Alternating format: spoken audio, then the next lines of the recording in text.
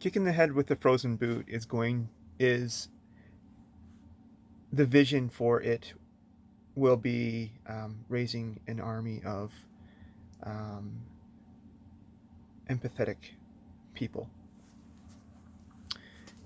And one of the things that I had gone through with by performing vlogs is I had quite a bit of breakthrough.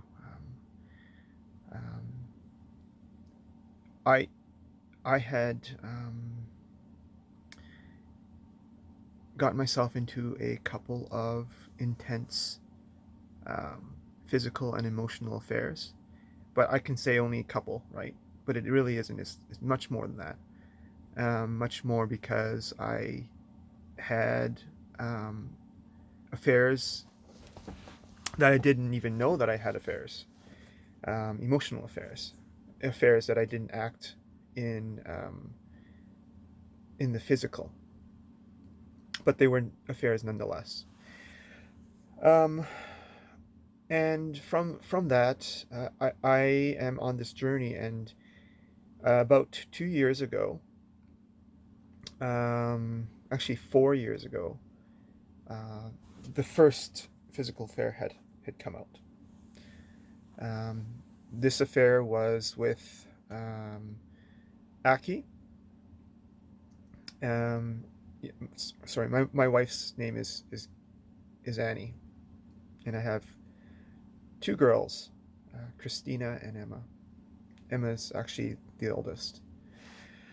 Um, yeah, I had an affair with Aki, and then I recently had an affair um, with Lisa, and I had also reconnected with them on a couple of occasions as well, a couple times, and I've gone through recovery. I've gone through recovery programs. I am currently um, doing counseling with Biv, and yeah, this is going to be a channel journey for um, of my life and how I'm going through the issues in my life. Um, the major breakthrough that I had um, was well, back, like, I held bitterness in my heart with growing up with my mom, and it was a very trying times. It was actually there was a lot of spanking. There was a lot of uh, physical and emotional abuse, um, and I had thought that I really uh,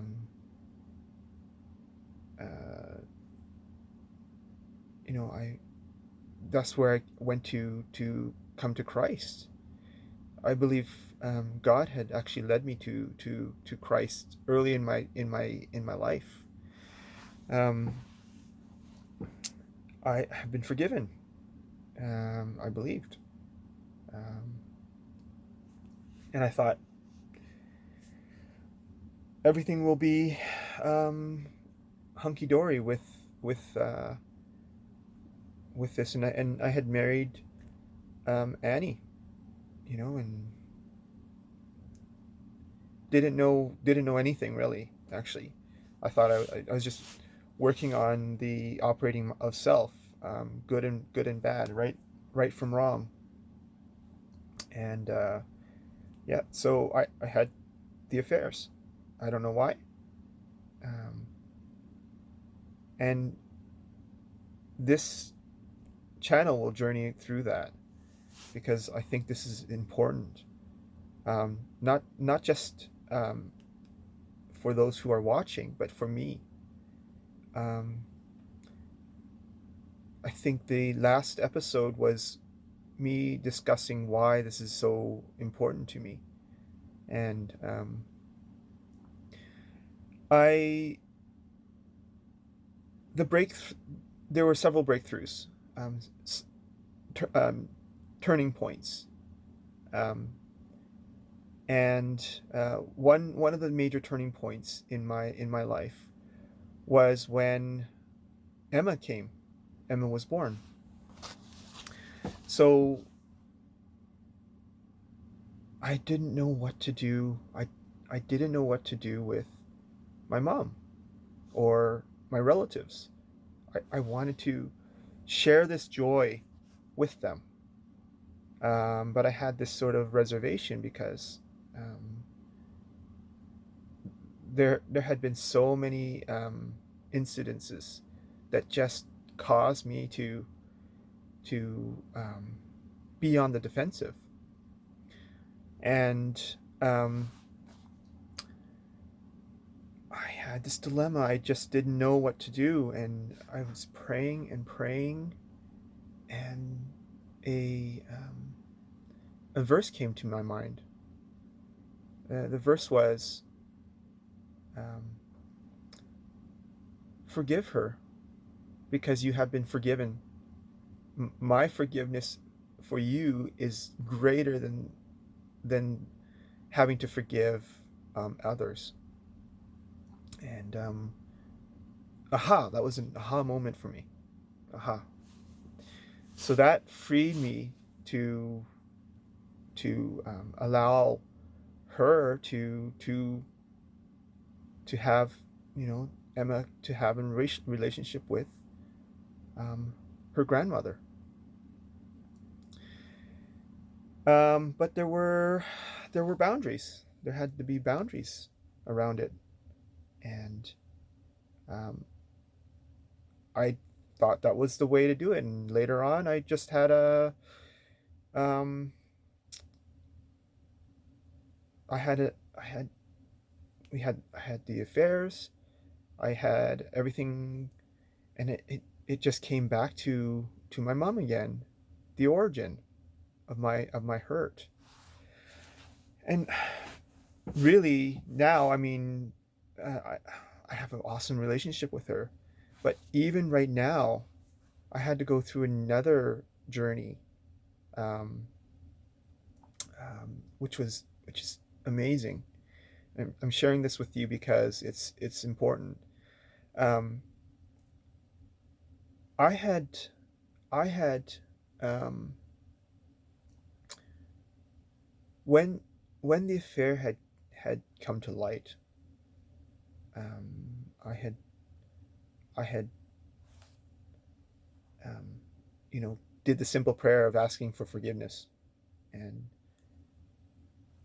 what vision that came to my mind with God was, um, yeah, I it lifted. Of course, the sin lifted, and at that moment, and this bright light just shone into my being, and I was just like, wow, it's just this bright, brilliant light. And what I was doing, operating on, was my puny little flashlight. Um, I was doing it on my own power, I, and that's what I thought I was supposed to do. I thought I was supposed to forgive my mom, and I did.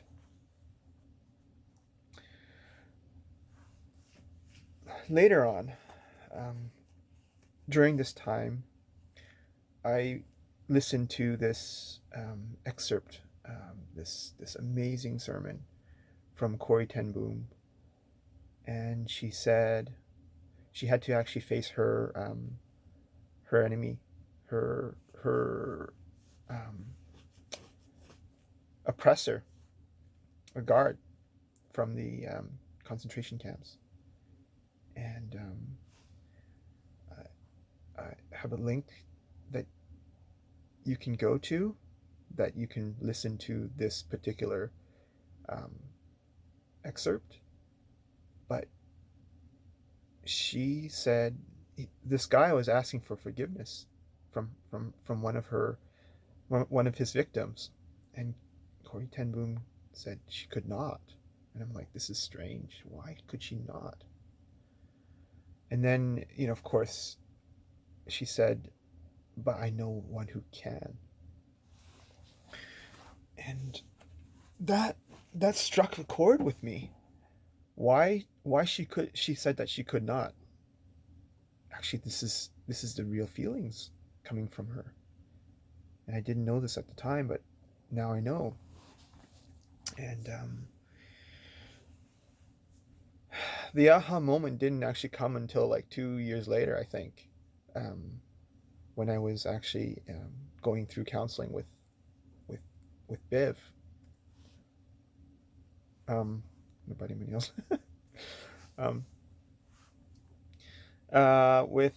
With Biv, and he's asking if I want to pray about something, pray about forgiveness, and I didn't know, like, I just, I'm thinking about this. I couldn't do it. I was thinking, this forgiveness I couldn't do. I wanted to take that burden off me. So I thought about it, and I prayed about it, and I prayed like it was with Corrie ten Boom. And I just surrendered. I surrendered, trying to forgive. The trying part, the trying to forgive my mom for all the atrocities that had happened, and it just lifted. That's the thing. The whole burden came off. Jesus says in, I forget, Matthew 11, I think, where he says, cast your burdens upon me, for my burden is light. Cast your cares upon me.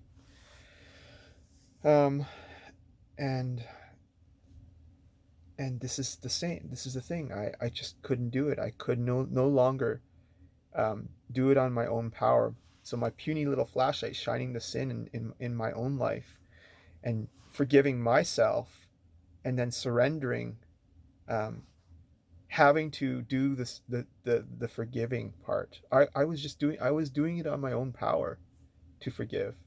I know that in another part of the Bible it says, forgive others as I have forgiven you. And so that just freed me. This was such a freeing thing, that I surrendered my forgiveness, that surrendered my efforts. And I had this mind of, like, this thought that I couldn't forget, or forgive and forget, or forgive but don't forget. But at that moment, I forgave, and I completely forgot anything that really took place. And going back to some of the atrocities, I really have to actually use a lot of power to think about them. I had to use a lot of power to think about it. And that helped. That was the next level. That was my next aha moment. And what God had impressed on my heart was this idea of actually having to tell my mom. And I was like, back then I was like, I was afraid. I was afraid of telling anything. I was afraid of having this, like, I think this is this confidence in the God that I just given my burdens to. And I had the courage. It was something I needed to do for myself. Like, for me, I'm afraid of, like, talking to another person, because what do they think about me, or what do they think about God? And this idea of evangelizing. um, and I I'm not afraid about it. I'm not. And so I had to confront my mom. I had to bring it up, and it didn't go well. In some ways, I still reacted. I didn't respond in a proper manner, and there was a limit. But I came back to it, and I really um, there were things that still going on, and I still have a relationship, and I think the barriers are gone now. That's the amazing part about it, and I have an amazing relationship with her. Um, One that I thought, like, in my mind, what would it be like? I was hoping and wishing for it to be this way, and I gave that up too. I surrendered that, and that was freeing to me. And I I just didn't have any, um, I guess, expectation, or if there were still some issues and sin that she had committed against me, um, I had the ability to forgive her, because I no longer had to do it anymore. God's power was there. God's power just infiltrated me. And it's like, okay, so on my own effort, if I shine my puny flashlight into the sin, that was my puny flashlight, and it was just what I perceived was actually a light. But God's light, it's not like, um, it's brilliant. It's brilliant enough that actually, if my being was there and He was shining the light on me, it was reflecting off of me and just going and shining on into the sin, and it was just burning it away. Um, and it was an amazing visual for me, and it's still burned in my mind. It's amazing. And I'm not. It One has to experience it to see that isn't that has occurred. But I wanted to share that with you, because this is one of the um, stepping stones for which, um, uh, this is a breakthrough for me. Breakthrough, breakthrough, breakthrough. There's so many breakthroughs, but this breakthrough took 13, 14 years to come to fruition.